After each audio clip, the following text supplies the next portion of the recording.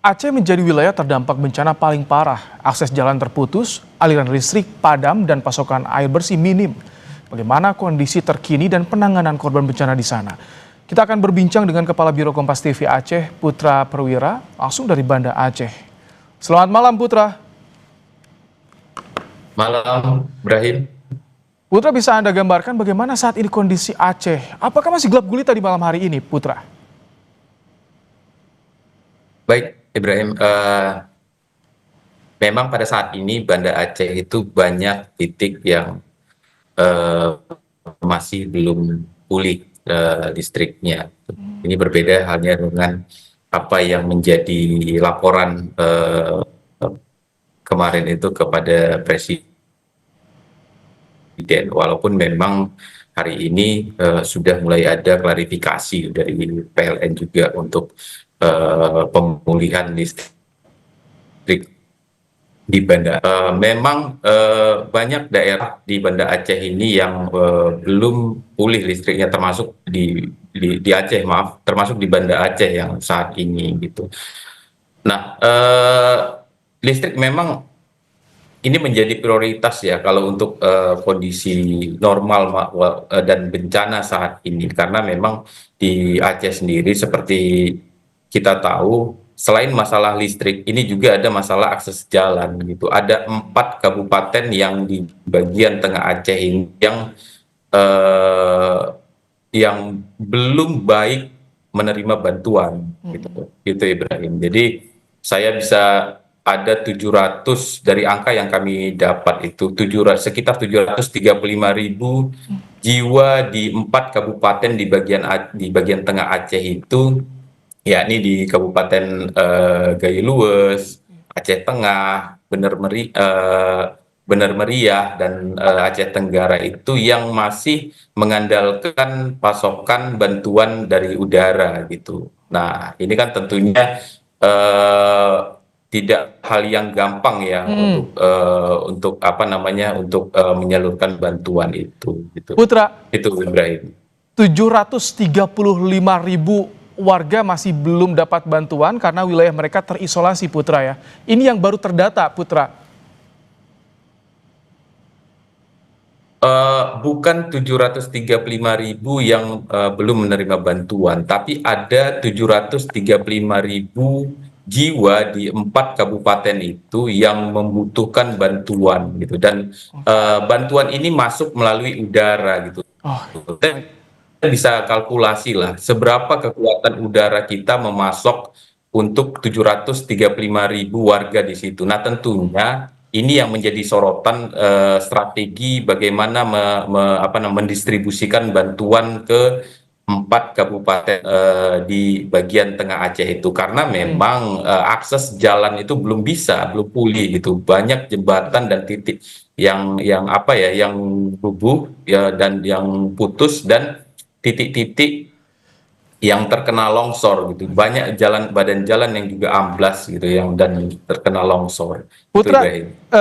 sebetulnya kan kita tadi ketika jeda, saya sempat melihat visual yang sambungan visual kami bersama dengan Anda, Putra, tapi ternyata ketika on air langsung ngedrop sinyal komunikasinya sehingga visual Anda tidak bisa kami tampilkan. Artinya jaringan komunikasi di sana juga belum sepenuhnya pulih total, Putra. Iya, benar, benar Ibrahim. Jadi bisa saya gambarkan bahwa ini saya apa namanya, sambungan internetnya di kantor di Zoom yang memang eh, tidak begitu baik jadinya. Dan ketika saya keluar dari ruangan dari gedung kita ini, gedung kantor Kompas TV, saya sering sudah nggak dapat jaringan ya. Ini tandanya kan memang benar-benar belum pulih komunikasi. Sementara kalau misalnya kita bicara komunikasi, tentu komunikasi ini sangat perlu gitu dalam orkestrasi operasi untuk pemulihan apa namanya distribusi, juga termasuk bantuan ke daerah-daerah terpencil. Oke. Nah, ini saya pikir yang harus menjadi perhatian yang benar-benar serius sama pemerintah gitu. Pemerintah hadir memang, tapi eh, kita butuh pemerintah apa namanya pemerintah yang bisa menjawab kebutuhan warganya saat ini gitu, dengan kebutuhan energi dan pasokan bahan pokok gitu. Oke. Rakyat butuh itu gitu, dan itu saya pikir yang harus memang benar-benar menjadi perhatian khusus sama pemerintah. Hmm. Putra, ini yang juga disorot soal Aceh Selatan. Sebetulnya kondisi Aceh Selatan itu saat ini bagaimana sih, Putra? Eh, Baik Ibrahim, memang dari laporan-laporan rekan-rekan di lapangan kita, Aceh Selatan ini kondisinya sudah mulai membaik ya, walaupun memang di awal akhir November kemarin itu sempat diterpa banjir besar juga, karena sebagian besar Sumatera bagian utara itu memang terkena banjir gitu karena intensitas hujannya. Tapi perlahan sudah normal, karena kalau dari klaster yang kita diskusikan di ruang redaksi itu ada 4 klaster kalau misalnya di Aceh ini gitu. Jadi Aceh bagian utara itu ada Hmm. PD dan PD Jaya, ini sudah aksesnya sudah Oke. tersambung gitu. Putra, Dan bagian timur itu ya Putra, kalau Aceh Selatan ketika Kuala ini Simpang bupatinya itu sudah. bupatinya diberhentikan sementara oleh Mendagri, pengaruhnya bagaimana untuk pemerintahan di sana untuk distribusi bantuan terutama?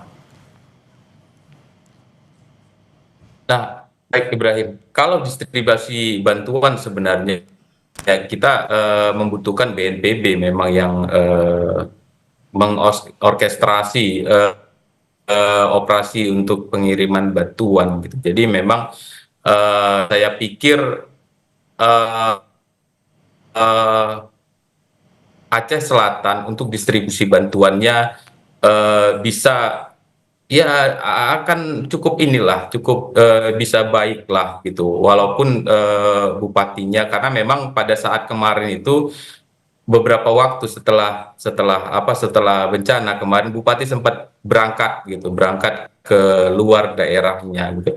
Ini yang kemarin itu sempat dibilang oleh presiden, kalau dianalogikan sebagai di organisasi militer ini kan desersi gitu. Tapi tetap aja karena di situ ada sistemnya sudah berjalan juga ya, memang distribusi bantuan ini tetap dilakukan gitu.